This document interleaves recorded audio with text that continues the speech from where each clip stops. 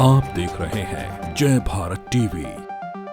बस वेट है हमें कि हमें नियुक्ति पत्र मिले और हम जो है अपने स्कूलों को ज्वाइन करें कि कम से कम नए साल के अवसर पर तो कुछ इन लोग बच्चों को वो दे दीजिए, ज्वाइनिंग दे दीजिए। मैं प्रदेश के मुखिया से पूछना चाहता हूं कि अगर आप युवा सरकार का जुमला आप लगातार देते हैं कि युवा है, युवाओं की सरकार है, पहाड़ की सरकार है, पहाड़ की पानी, पहाड़ की जवानी की लगातार बात करते हैं, तो पहाड़ के युवा तो आज सड़कों पर हैं, नियुक्ति के लिए दर दर भटक रहे हैं। तो आपके पास अगर 2 मिनट नहीं है तो कहाँ है युवाओं की सरकार और कहाँ है पहाड़ की सरकार? इस वक्त हम ननूर खेड़ा में मौजूद है, जहां पर जो एलटी के छात्र हैं ये अपने लिए धरना प्रदर्शन कर रहे हैं और ये चाहते हैं कि सरकार जल्द से जल्द इनकी जो नियुक्तियां हैं वो करवा दे, इनको आश्वासन के साथ साथ नियुक्तियां भी प्रदान हो। इसलिए यहां पर आज धरना प्रदर्शन किया जा रहा है। हम आपको आज दिखाते हैं कि जो छात्र हैं वो किस तरीके से धरना कर रहे हैं, उनकी मांगे क्या है, आइए हम आपको दिखाते हैं। तो इस वक्त हम यहाँ पर पहुँचे हैं जहाँ पर ये एलटी जो छात्र छात्राएं हैं वहाँ पर एक मीटिंग बैठी हुई है इनकी, तो हम इनसे बात कर लेते हैं। आपका नाम क्या है? मेरा सविता सचवान। मैम अब बताइए कि ये जो भर्ती आपकी हो रही है, चयनित आप छात्र छात्रा हैं, आपका मामला कहाँ तक पहुँचा? मैम हमारा जो है हम यही सोचेंगे कि हमारा मामला जो है पॉजिटिव रहे और हमें नियुक्ति जो है नए साल में गवर्नमेंट ज़रूर देगी, है ना। और बस वेट है हमें कि हमें नियुक्ति पत्र मिले और हम जो है अपने स्कूलों को ज्वाइन करें। तो अब तो यही हमें एक्सपेक्टेशंस हैं कि गवर्नमेंट जो है ये काम करेगी हमारे लिए। आगे आपका क्या करना है?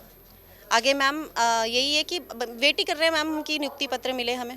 कल आपने जैसे सचिवालय कूच किया था, फिर आपने बोला था कि हम दिल्ली में भी जाएंगे, लेकिन अब उसमें अभी रोक लग गई है। मतलब आपको क्या आश्वासन मिला है? हमें आश्वासन यही मिला है कि जो रिपोर्ट आएगी वो उसी का वेट करेंगे हम लोग और उसके बाद ही हम डिसाइड करेंगे कि हम दिल्ली जाएंगे, क्योंकि बेस्ट तो फिर यही रहेगा हमारे लिए कि हम दिल्ली जाएं। अगर ये लोग हमारी बात नहीं सुनेंगे तो हम दिल्ली जरूर जाएंगे।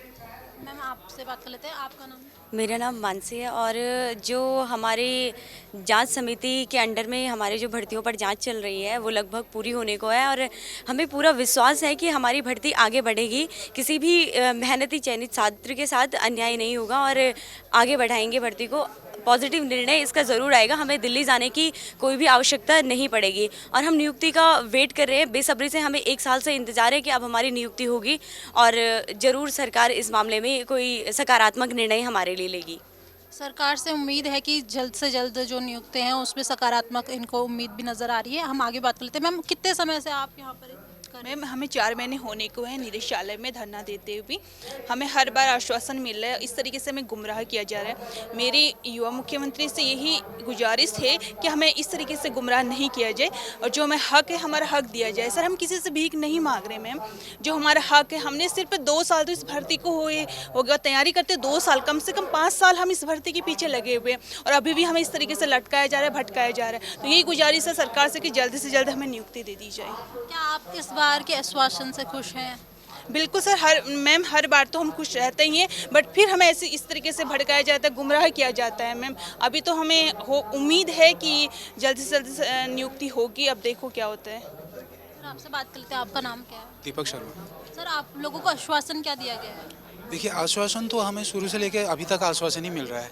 1 साल हो गया है लगभग रिजल्ट आए हुए और किसी भी इंतजार की एक सीमा होती है। आप समझ सकते हैं बच्चे पिछले 3-4 साल से मेहनत कर रहे हैं, ये 5वां साल इंतजार कर रहे हैं। ऐसा कोई कैबिनेट मिनिस्टर नहीं है, कोई विधायक साहब नहीं है जिन्होंने जो है हमें आश्वासन न दिया हो, सिर्फ आश्वासन। एक बात मैं आपके माध्यम से कहना चाहूँगा धामी जी को कि आप युवा हैं, धाकड़ हैं, तो ये युवाओं की सरकार। देखिए आप ये सारे युवा खड़े हैं और ये सीधी भर्ती से चयनित अभ्यर्थी हैं जिनको कि रोज़गार मिलना चाहिए था और यही आपके चुनावी वादे रहे हैं जिनमें आपको कहा था कि 22,000 हम भर्तियां करेंगे, पहले चरण में 4,000 फिर 8,000। ये पहला स्टेप चल रहा है और इसी पहले स्टेप में यूकेएसएससी में आप बताइए कहाँ पे कितनी ज्वाइनिंग हुई है। जो निर्विवादित अभ्यर्थी हैं कम से कम उनको तो आप ज्वाइनिंग दीजिए। एक एग्जाम्पल मैं आपको दूंगा कि यूपी टीजीटी का एक एग्ज़ाम हुआ था, वो और उत्तराखंड एलटी का एग्ज़ाम एक साथ हुआ था और इवन मैं आपको बताऊँ कि DSSB का जो एग्ज़ाम हुआ था वो भी उसके नियर अबाउट हुआ था। उन दोनों परीक्षाओं में ज्वाइनिंग मिल चुकी है, लेकिन ये एलटी के अभ्यर्थी अभी तक जो हैं घूम रहे हैं। इनको ये भी नहीं पता अभी तक कि हमारी भर्ती में आगे होगा क्या। तो मैं आपके माध्यम से जो है मुख्यमंत्री जी से निवेदन करना चाहूँगा कि कम से कम नए साल के अवसर पर तो कुछ इन लोग बच्चों को वो दे दीजिए, ज्वाइनिंग दे दीजिए, इनकी मेहनत का फल। मुख्यमंत्री से उम्मीद की जा रही है कि कम से कम नए साल के समय पे इन लोगों को इनके साथ निर्णय जो है वो सही ढंग से हो। एक बार हम इन लोगों से बात करें। सर आपका नाम? मेरा नाम अंकित डंगवाल है और मैं एलटी चयनित अभ्यर्थी हूँ। एलटी का जो मुद्दा है, जो चयनित हमारा जो परिणाम था वो एक साल पहले 31 दिसंबर 2021 को जारी हुआ था। आज 1 साल हो चुका है और सभी जो 1431 एलटी अभ्यर्थी हैं वो नियुक्ति के लिए दर दर भटक रहे हैं। सरकार से, आयोग से, शिक्षा विभाग से हमको सिर्फ और सिर्फ आश्वासन मिलते हैं, उसके अलावा हमें कुछ नहीं मिलता है। हम लोग कई बार माननीय मुख्यमंत्री से मिलने के लिए कई बार गए, लेकिन अभी तक हमको माननीय मुख्यमंत्री जी ने मिलने का दो मिनट का समय नहीं दिया है। अगर आप कहते हैं कि आप युवा हैं और युवाओं को मिलने के लिए आपके पास 2 मिनट भी नहीं है क्या? मैं प्रदेश के मुखिया से पूछना चाहता हूं कि अगर आप युवा सरकार का जुमला आप लगातार देते हैं कि युवा है, युवाओं की सरकार है, पहाड़ की सरकार है, पहाड़ की पानी, पहाड़ की जवानी की लगातार बात करते हैं, तो पहाड़ के युवा तो आज सड़कों पर हैं, नियुक्ति के लिए दर दर भटक रहे हैं। तो आपके पास अगर 2 मिनट नहीं है तो कहाँ है युवाओं की सरकार और कहाँ है पहाड़ की सरकार? सर, अभी एसआईटी जांच कर रही थी, उसकी जो रिपोर्ट्स भी तैयार हो चुकी हैं, लेकिन वो सार्वजनिक नहीं हुई। इस प्रकार पे आप इस भर्ती में एसआईटी ने क्लीन चिट दे दी है। जो एलटी सहायक अध्यापक भर्ती है, इसमें एसआईटी ने क्लीन चिट दे दी है। अब बाद में इन लोगों ने अपने दोबारा से भर्ती को जो है आयोग के स्तर पर एक जांच कमेटी बनाई गई है। उस कमेटी की रिपोर्ट को हम लोग जल्द से जल्द जो है कमेटी के निर्णय को हम चाहते हैं कि जल्द से जल्द सार्वजनिक हो, लेकिन उसमें भी लगातार जो है लेट लतीफ़ी हो रही है। कभी कह रहे आ जाएगी 15 तारीख को, 20 तारीख को, 25 को, उसमें 2 महीने की आगे कर लिया इन लोगों ने। तो हम तो लगातार मांग करते हैं सरकार से कि कमेटी का जो निर्णय है उसे जल्द से जल्द सार्वजनिक करके नियुक्ति प्रक्रिया को आगे बढ़ा दिया जाए, क्योंकि सारी भर्तियाँ जो हैं, जो एलटी सहायक अध्यापक भर्ती है वो पूर्ण रूप से निर्विवादित है। जो प्रकरण हुआ था यूके SSC का, उससे इतर ये भर्ती पूर्ण रूप से निर्विवादित है। इसका कारण भी ये है कि इसमें जो है बहुत सारे चरण होते हैं, परीक्षाओं के 3 चरणों में होती है। तो जब 3 चरणों में परीक्षा होती है तो उसमें किसी प्रकार की संभावना बिल्कुल शून्य है।